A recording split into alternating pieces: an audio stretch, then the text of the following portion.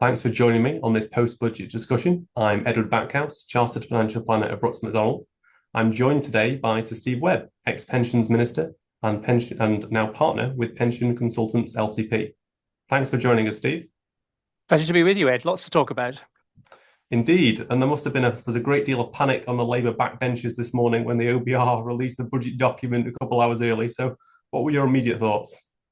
Yes, it was a bit of an unexpected bonus for us who have to try and make sense of it to get it about an hour earlier, courtesy of the OBR. I can imagine if you're the Chancellor and you've spent months preparing for your big day and someone releases it all an hour before you stand up, it must be a complete nightmare. So, but I guess it's one of those ones where a lot was what we expected, and we'll talk a bit more detail about that. But, we knew that it was going to be a tax-raising budget. We knew that tax allowances were going to be frozen. We knew pensions and salary sacrifice were going to be tapped into. But there were some surprises, as there often are. And, since then, we've been poring over the detail. And so hopefully we can go into a few of the things that perhaps won't have hit the headlines, but will matter to people who care about pensions and saving. Absolutely. And I think the big headlines, certainly in the October 2024 budget, were inheritance tax and capital gains tax, which are both heavily impacted, and perhaps a bit more of a raft of smaller changes this year with nothing too substantial, no VCT, EISs, employee ownership trusts, but there was a lot affecting a great deal of areas in tax and planning. Absolutely. And, who'd have thought we would have been talking about smorgasbords this year, but that's been the phrase of the year, hasn't it, really? A budget full of some quite big measures, freezing tax allowances, which has turned out to be a 3-year freeze, not a 2-year freeze, is getting on past the 10 billion a year mark by the 3rd year of the freeze. So that's a very big, stealthy, not subtle, but stealthy increase. But alongside that, an awful lot of small things. I personally very upset about the milkshake tax as a large consumer, but so you've got everything from the almost trivial to the huge multi-billion and everything in between. And what tends to happen is sometimes, as with George Osborne's famous omnishambles budget of 2012, individual measures sometimes get unraveled when the detail gets scrutinized. So I think, there'll be a lot of people poring over the detail in the next 24 hours, and some of the individual measures may come under threat. Definitely. And what caught your eye? You touched on sort of the milkshake tax. What caught your eye that people should watch out for that might perhaps not have made the main headlines? Yeah.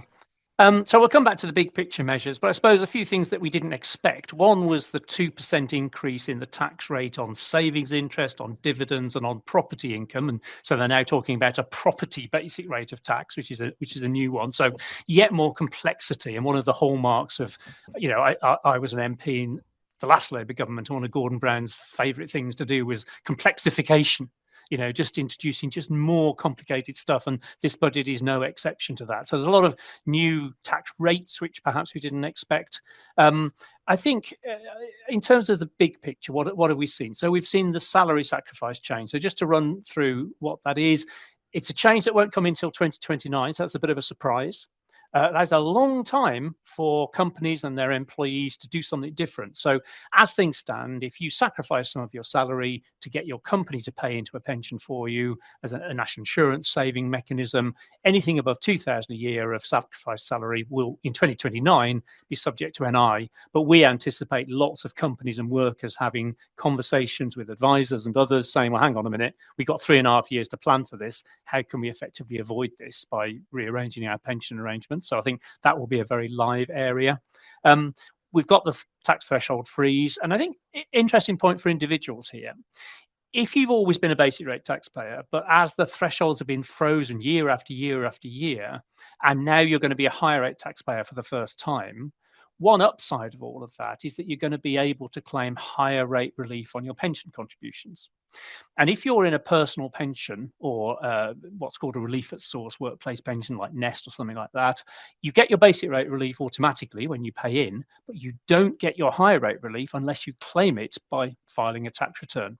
So there's a whole bunch of people who've never filed a tax return before, but who have a financial incentive to do that because they can get higher rate relief. So that's, a couple of the big picture changes that we've seen where individuals will really need to be on their mettle. There's always talk of what changes are going to come about. Certainly with pensions, there's no shortage of rumours. A lot of it this year, like many years, was whether tax-free cash was going to be impacted. Now, I think 18.3 billion worth of tax-free cash was taken this tax year in advance of the budget. Again, something that wasn't changed by Rachel Reeves. Yes, and I mean, we put out a paper a couple of months before the budget where we said we just didn't think they would touch tax-free cash, but the government didn't rule it out, and inevitably the papers have got newspapers to sell, so they run stories saying, well, it might go, and people, particularly if they're close to retirement anyway, think, well, I'm not going to take the risk. And it would have been nice if they'd said today, not only are we leaving tax-free cash alone today, but we're leaving it alone for the rest of the parliament. They didn't do that. So guess what? Next budget, if the money's tight again, we'll have the whole nonsense again. And obviously it wasn't just pensions, it was savings. So changes to ISAs, some quite strange changes really. So we know the Treasury think that people save too much in cash. So they're going to say out of your 20,000 ISA limit, there's a 12,000 limit in terms of cash ISAs, but not for pensioners. Pensioners can still put 20,000 into an ISA if they want to. So a small part of the ISA savings won't go into cash. But the equity part, for example, doesn't have to be UK equities. You can do it in global trackers if you want to. So it's very hard to see how this is going to boost the UK economy. It's just more complexity. And obviously, savers will need to take advice on how best to rearrange their affairs in light of all of these new rule changes. But to be honest, it'll take advisors a while, I suspect. I'm sure you find this, Ed, just to digest all of the changes. Some of them are coming in pretty quickly. Some of them are years away. And just trying to come up with a calm, rational strategy. I think the answer is always to take a bit of time, digest all of this, let it sink in, let the government potentially change some of it, because that's the other thing that happens is these things get announced and then there's a political row about something unexpected and it changes. So very much not, I think, a case of knee-jerk reaction to any of this. Taking time, taking good advice just remains, as always, the best practice. Definitely, and there's been certainly no shortage of U-turns perhaps in the last few months from this particular government. So, like you say, the devil is in the detail. There's going to be lots to come out in the days and weeks that need to be analysed carefully. As we always say, when in doubt, get advice. Steve, who do you think the winners and losers are from today? Yeah, so I think one interesting group of winners that we didn't necessarily expect is we're always hearing about people in traditional final salary defined benefit pension schemes, and many of these are now in surplus. They've got spare cash. And the trustees of these schemes might want to carve up some of that money between the members of the scheme and the company. And until now, one thing they couldn't do is just write a cheque to the members, because HMRC say, no, you were set up as a pension scheme to pay regular pensions. A lump sum payment would be an unauthorised payment. We'll levy a tax charge on that. And we think, from what we understand, they've changed that so that in future, if you're in one of these schemes and there's millions, billions in some cases of spare cash, the scheme trustees will be able to just write you a cheque and you pay income tax on it in the normal way. But so that's an unexpected one. We've been pressing for it because it's a new option for trustees, but so that's a win.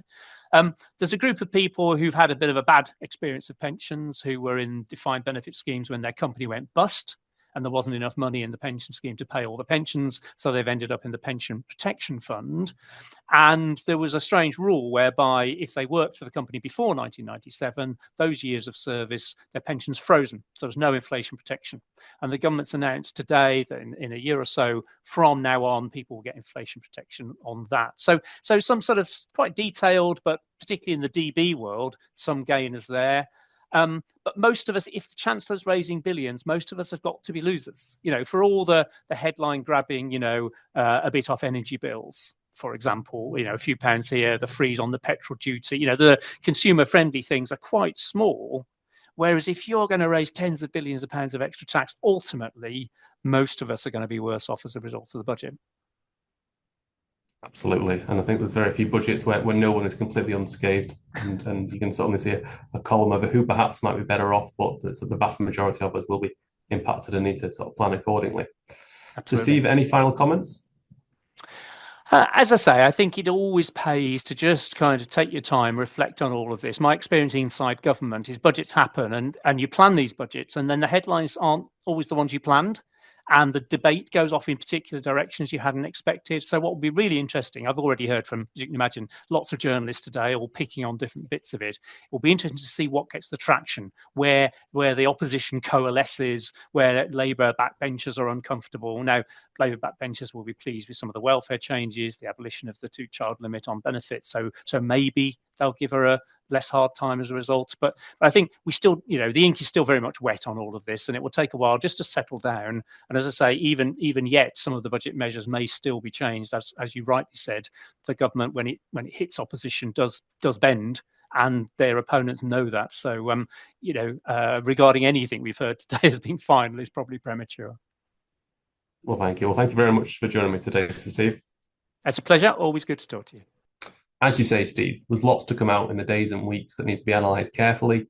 We need to look underneath the bonnet and making sure that we're considering all options on the table with the tax planning. So when in doubt, do get advice.